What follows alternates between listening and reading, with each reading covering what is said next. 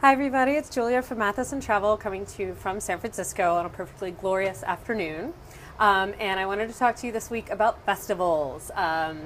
Festivals can be a once in a lifetime amazing experience. They can be a little fun surprise that you didn't know that you were going to get to see. They can help you really get to know the culture of your destination a lot better.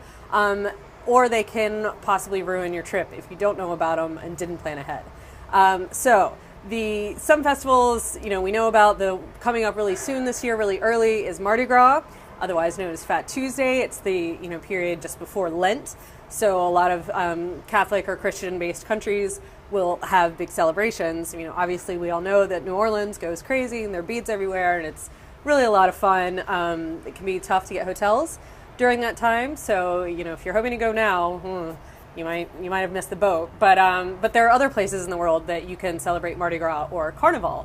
For example, Rio obviously is the most famous Carnival celebration, and that's massive and definitely on my bucket list. But another one that's on my list is actually in Venice. The Carnival in Venice is that's almost why they have all the masks for the Venetian masks that are so famous. Is for Carnival, and that would be such a wonderful experience. Again, something you need to plan ahead for and go and see. You need to plan in advance. There are some, other religious festivals, some of which are very rare. If you know about the Passion Play in Bavaria, in this town in Bavaria, the Oberammergau, they do a live, multi-hour live action play of the Passion of the Christ, but they only do it every 10 years. And so that's coming up in, I think, 2 more years. I think it's on the 10s now.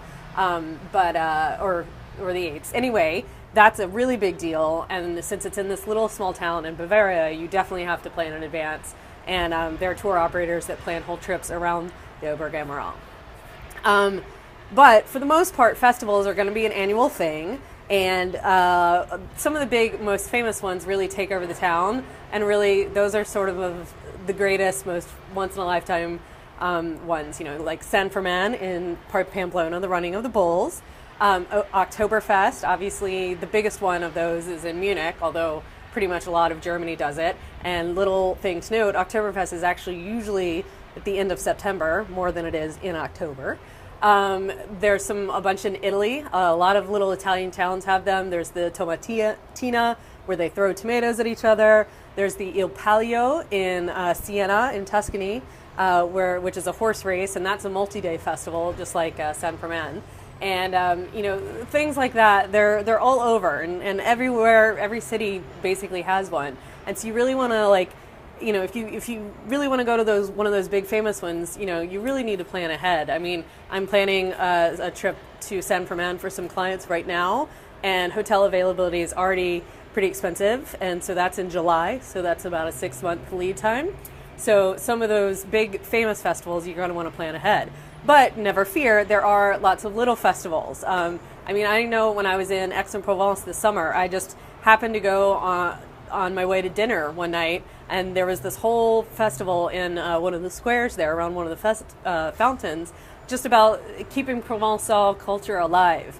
And it was so great. I just happened upon it, and it was kids and ladies dancing in traditional dress, and it was so cute. A lot of places in Europe will have just sort of weekend markets or small festivals like that you can just happen upon that are really fun surprises. Another thing, actually in Hawaii is very big on festivals, and they have a lot. And they have a lot of little ones, kind of like that one I was talking about in Provence, that, if you happen to be able to plan your dates around that, can be a really fun addition to your trip. There are festivals for all different kinds of interests. You've got food festivals, you've got wine festivals out the wazoo, art, garden, even flowers. Like, for example, in Washington D.C. every year they have the Cherry Blossom Festival, which can be a really great time to visit.